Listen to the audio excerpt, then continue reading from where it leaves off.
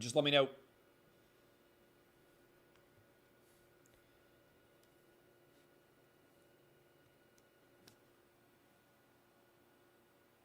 One, two, 1, 2. I am ready to roll. Welcome into Outkick the Show. I am your fearless leader, Clay Travis. I hope all of you are having fantastic starts to your week. It is Monday, and we are basically here with conference tournament week. A lot to be excited about if you are a college basketball fan, or if, like a lot of people, this is when you become a college basketball fan every year, just in time for the conference tournament. You kind of pay casual attention until now, and the next 3 or 4 weeks, you're going to be all in. This is a fantastic time of the year. I want to say thank you to everyone who came out to our Houston event. I believe the max number of people that were allowed in, 1,200 or so. We hit that number, and then I think we went a little bit above it. It was a phenomenal event. We're going to be doing more events with the Clay and Buck Show around the country. We had a great turnout in Fort Myers, Florida, and now we've had a great event in Houston as well. Going to be coming to a city near you throughout the spring and the summer as we jump around from one location to another. But just want to say again, thank you for all of the support that you guys have been showing us all over the country. And I appreciate all of you. And thanks to Houston, which is historically one of our 3 biggest Outkick markets. Houston, Atlanta, and Nashville, for years and years, have been the 3 biggest markets for us on Outkick. I haven't checked them again lately, but I'm sure that's still the case. So I love the city of Houston and appreciate all of you there. All right, got a bunch to dive into. Serious sports stories. Serious stories in the world, not so serious sports stories, but I'm fired up with this question. A lot of discussion right now about Aaron Rodgers and what choice he is going to make. And there have been multiple reports out there that Aaron Rodgers has effectively 4 options that he is considering. Can't vouch that this is 100% true, but these have been the reports that are out there. One of them, obviously, is that Aaron Rodgers would return to the Green Bay Packers. And if that happens, that is an intriguing storyline to follow. We'll see whether Devontae Adams comes back. We'll see what the Green Bay Packers do about the long-range trajectory of that franchise, how many years they commit to Aaron Rodgers and more. Then there are 3 other AFC teams that have reportedly been on Aaron Rodgers' consideration. The Green Bay Packers, obviously, to stay in the NFC. Pittsburgh Steelers in the AFC. Tennessee Titans, and the Denver Broncos. Okay, so if Aaron Rodgers is going to leave Green Bay, and you can make an argument that he shouldn't leave Green Bay, right? So I'm saying if he is leaving Green Bay, Tennessee Titans are the best choice, by far. Let me explain why, okay? First of all, in Denver, if you go and join the Broncos, you are going to be competing against Patrick Mahomes in the AFC West. You're going to be competing against Justin Herbert in the LA Chargers. And theoretically, the Raiders are not a disaster team either. You're going to be competing against Derek Carr and the Raiders. That is arguably the best division in the AFC.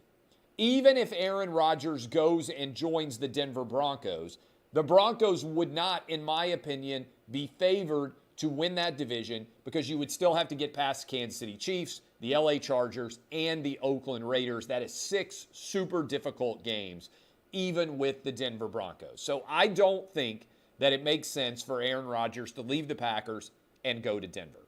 Okay, what about Pittsburgh Steelers? AFC North, pretty solid division. You're going to have to get past Joe Burrow. You're going to have to get past Lamar Jackson. You're going to have to get past whoever, presuming that the Browns are going to stick with Baker Mayfield. The AFC North is a very difficult division, okay? What about Tennessee Titans? Look at the rest of the division. I always start all of my analysis by saying, okay, will you be the favorite? Are you likely to win your division? Think about right now how weak the quarterbacks are in the AFC South. You've got an unproven Trevor Lawrence. you've got an unproven Davis Mills, or Trevor Lawrence, obviously with the Jags, Davis Mills, obviously with the Houston Texans. Both of those guys were rookies last year. And you've got right now the Indianapolis Colts, who are not happy at all with Carson Wentz, and the Colts faded down the stretch run. Aaron Rodgers would definitely win the AFC South for the Tennessee Titans. The Titans are a substantial favorite to win their third straight division title, even with Ryan Tannehill.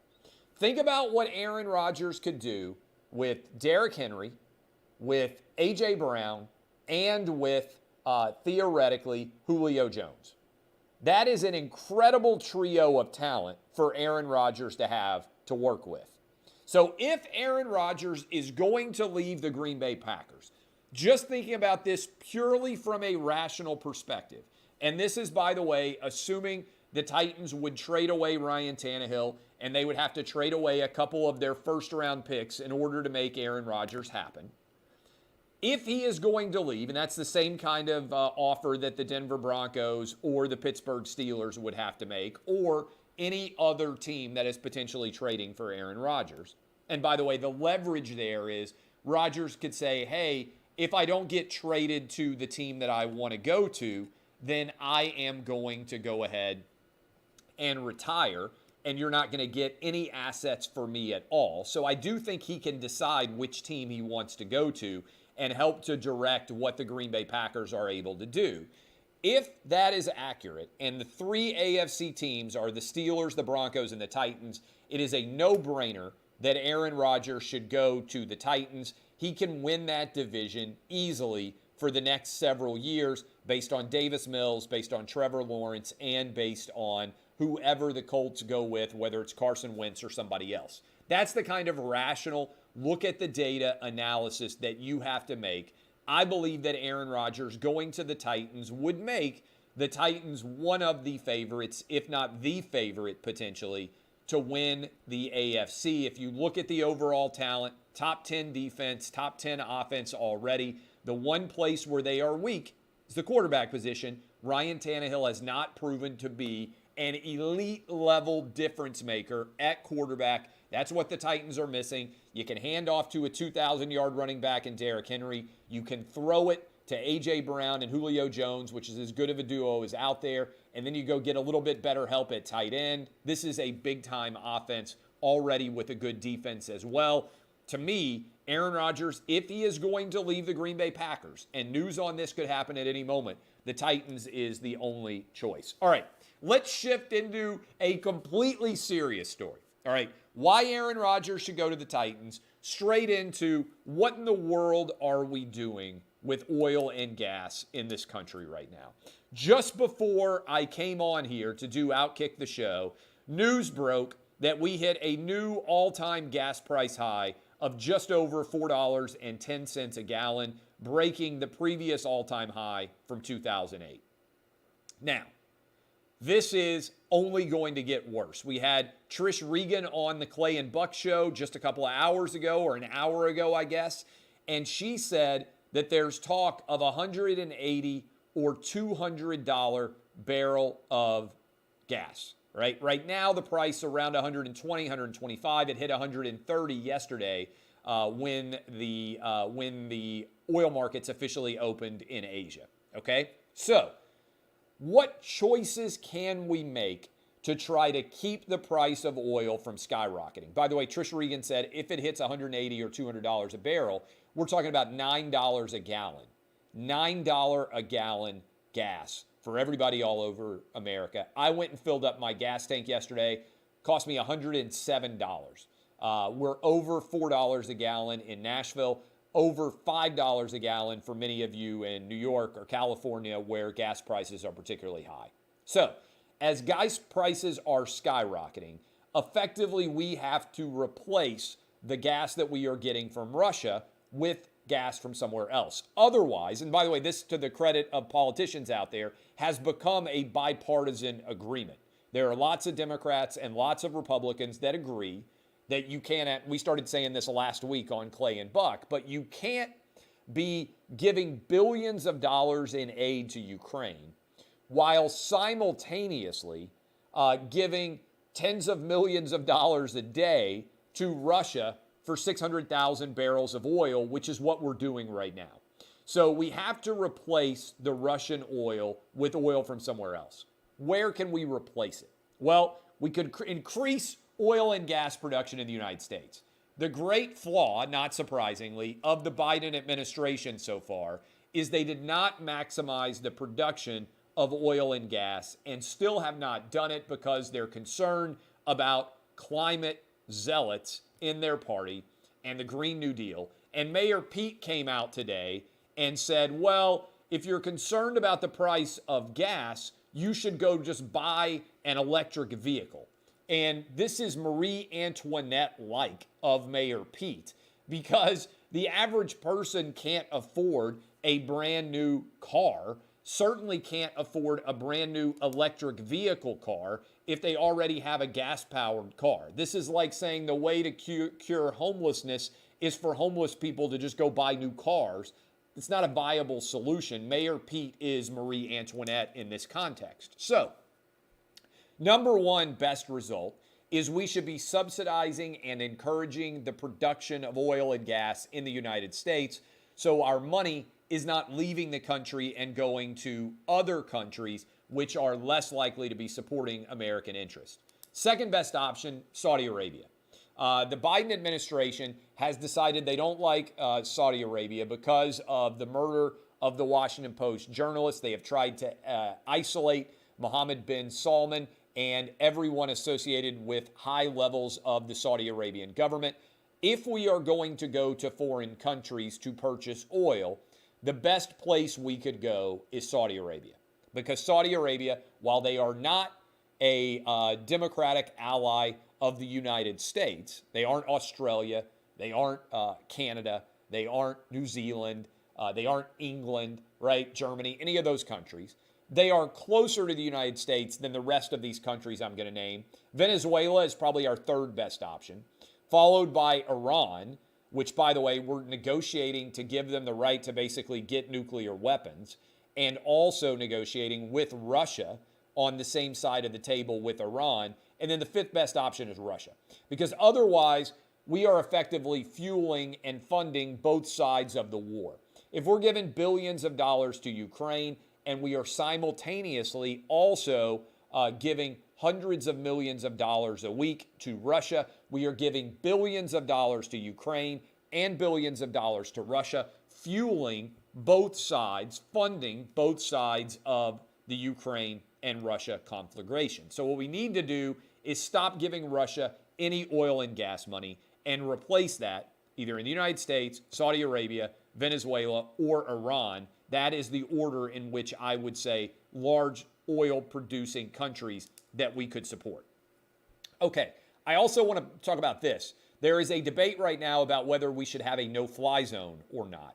The no-fly zone, Marco Rubio, senator from Florida, said if we implement it, effectively could create World War III because then we might have to shoot down Russian jets. That's what a no-fly zone would require.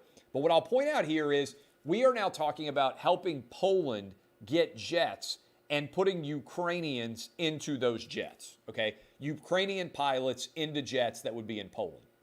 How is the immediate result of that not going to be Russia bombing Poland to try to wipe out the jets that would otherwise take off and come into Ukrainian airspace and fight them? If you were Vladimir Putin, leave aside anything other than tactics, and if Poland was going to be giving Ukraine jets, wouldn't your goal be to fly into Poland and eliminate those jets while they're still on the ground rather than allow Ukrainian pilots to take off in Poland and take those jets into Ukraine to fight an aerial battle with your Russian MiG fighters?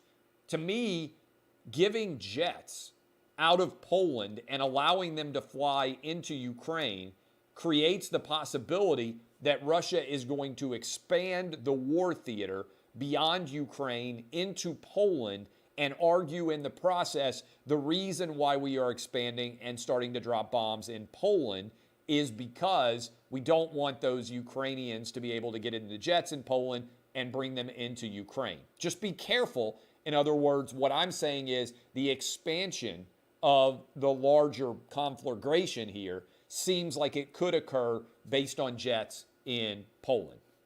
Brittney Griner, speaking of Russia, Brittney Griner, who's won a couple of gold medals, formerly, I believe, a Baylor women's basketball player. I'm not an expert, but I think she was a Baylor women's basketball player. Now in the NBA. She's been arrested for allegedly having a hash product, something associated with weed, in Russia. And she was arrested like a month ago, and the news is just now coming out. This has the potential to be an incredible mess for United States and Russian relations, because I can see athletes justifiably asking how in the world Brittney Griner is going to be imprisoned in Russia and the United States is not going to do anything to try to free her. She is relatively well-known basketball player, one of the best-known women's basketball players, I would say, in the world. Just keep an eye on this story because it's somewhat of a sports story right now, but it has the potential to grow into a larger international incident as this story develops. Just pay attention to it. Much less serious. Congrats. Reportedly, Kirk Herbstreit is going to Amazon to call Thursday night NFL football games. Remains to be seen who he'll be paired with. There's been some discussion that Al Michaels could be hired. Also discussion that Al Michaels could be going to Monday Night Football and potentially working with Troy Aikman, who is leaving Fox to go to Monday Night Football. I love the hire. If you've watched Kirk Herbstreit on Monday Night Football, he has done a good job alongside of Chris Fowler in the past when he's called NFL games. Obviously, he is familiar with many of the top NFL players based on calling college football. I think it will be a great hire. He will still continue to do College Game Day and call big games for college football. But I think it's a smart move by Amazon. There will not be any negative impact, I don't believe, from him doing those Thursday night football games. Puts more work on Kirk Herbstreit's table, on his responsibilities. But I think Herbstreit is the smoothest at calling games almost out there over the last generation or so. I think he'll do a fantastic job on Thursday night football. I think it's a really good hire for Amazon. Couple of other factors here worth discussing. Florida has come out and they have said that they don't believe kids need to get the COVID shot. This is Florida's Joseph Ladapo, I believe. Let me make sure I'm getting his name right here because I think he deserves a lot of credit. The Surgeon General of the state of Florida came out and said that it is not necessary for all kids to go get the COVID shot. Yes, Joseph Ladapo, Harvard Med School graduate. This is what I've been saying for a long time. The data doesn't reflect that kids are under substantial risk from COVID. In fact, I tweeted this out over the weekend. I don't know how many of you saw this, but I thought it was pretty substantial in terms of the overall impact.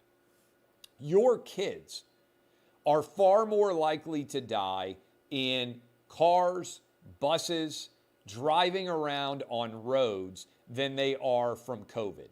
Think about this. If your kid is under the age, this isn't just kids, by the way, if you are under the age of 34, you are far more likely, nearly twice as likely or more, to die of car accident deaths than you are to die of COVID. Let me repeat that.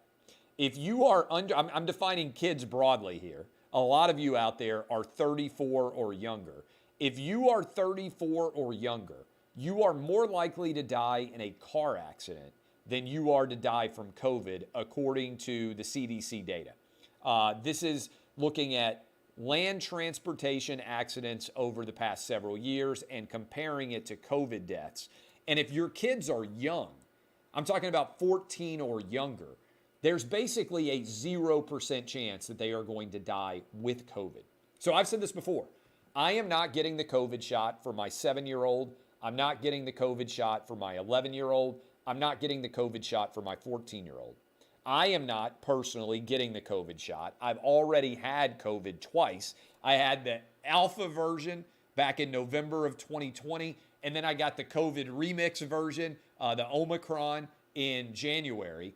Both of them, zero issues for me. Now, as you can well see, I'm a 42-year-old man. The picture, pure specimen of health, 6 foot, 185. There are few people in America that look more ravishingly healthy than me. By the way, that's a joke. But I am 6 foot, 185, all right? Probably need to lose 10 pounds or so, trim up a little bit for the beach body for the summer. Going down to Florida, by the way, on Thursday. Try to get back down to 175. I was 167 when I graduated from college. I was 6 foot, 167 when I graduated from college at the age of 22. So over the last 20 years, I've put on, roughly 17, 18 pounds, sitting at 185 right now. But I got down to like 175 during COVID. I've kind of been within hailing distance. I need to get back down to 180, 175. That's kind of my peak weight, I think. At least peak weight that I could get to. I probably should be like 165 or 167 again. But that's unlikely to happen to be college age and healthy. I'm just too busy. But point on this is that Florida now is coming out and actually saying your kids don't need to get the COVID shot. Credit to Joseph Ladapo. Credit to Florida Governor Ron DeSantis. This is the right decision. It's what all the data supports, and they are making the right call as it pertains to whether or not you need to go get the COVID shot. Finally, today is National Cereal Day. We had a little discussion about this with Clay and Buck. I am a big fan of cereal. If you have young kids, you will dive back into the cereal universe. We didn't have a lot of cereal in our house until we had kids. Kids are cereal obsessives. My number one draft pick for cereal, Cinnamon Toast Crunch. All right? I've tried a lot of cereals over the years. I like the Frosted Mini Wheats. I like basically everything. Fruit Loops, Frosted Flakes. Frosted Flakes is probably my number 2, depending on how exactly everything is going. Cinnamon Toast Crunch, number 1. Frosted Flakes, number 2. That's my number 1, number 2, beyond a shadow of a doubt. But I appreciate that many people have all sorts of different opinions. It is National Cereal Day. I'm about to tweet out my number 1 and my number 2 draft picks. You can let me know which ones you would be picking. But if you have kids, likely to be a lot of cereal in the household. That is what kids are all in for. And so I try them all now. I've said for years, one of the great things about becoming a dad or a mom is you recognize that you left behind certain foods, which are incredible, and you circle back to them and you're like, why did I ever stop eating that? I'll give you 2. I should have never stopped eating peanut butter and jelly. Peanut butter and jelly sandwich is incredible. Why in the world do adults stop eating peanut butter and jelly sandwiches? I would never have thought about the PB&J until my kids start eating it again. And then I'm like, man, what an incredible combo. Why did I ever stop eating this? The other one, mac and cheese. Kids, no matter who your kids are, they'll eat PB&J, they'll eat mac and cheese, probably eat chicken tenders and pizza. That's like the quad, the Mount Rushmore of kid foods. Those 4, just about every kid out there will eat. PB&J, mac and cheese, chicken tenders, and the cheese pizza. Cheese pizza, you can be, pepperoni pizza. Got to have those 4 on the kids' menu. There's virtually no kid in America that'll turn down one of those 4 foods. Keep eating the chicken tenders. Keep eating the pizza my whole life. I think that's a staple of the sports bar. Like, I've never actually left there. But man, why did I ever stop eating PB&J? Why did I ever stop eating mac and cheese? If you don't have kids and you're watching this right now, you're listening to it, and you have stopped, go back and try those again, and you're going to say, my God, Clay's right. I was an idiot. Why did I ever stop this? I love all of you. I will be live Tuesday. I'll be live Wednesday, and then I'm headed down to Florida Thursday. Going to be out in Vegas next week for the NCAA tournament, doing a couple of cool events there. Appreciate all of you. DBAP, unless you need to SBAP. By the way, those of you out there, some people say, What does that mean? Don't be a pussy. DBAP, don't be a pussy. But sometimes be a pussy, SBAP. What do I mean by that? If you didn't listen to the show for a long time, somebody says, hey, go swim across this crocodile-infested river. Don't be a pussy. Do it. You should respond, no. SBAP, sometimes be a pussy. Analyze risk intelligently. Don't allow yourself to be called out all the time. General life rule, don't be a pussy. Subset to that life rule, sometimes be a pussy. I love all of you. I am Clay Travis. This has been Outkick the Show. As I say, DBAP.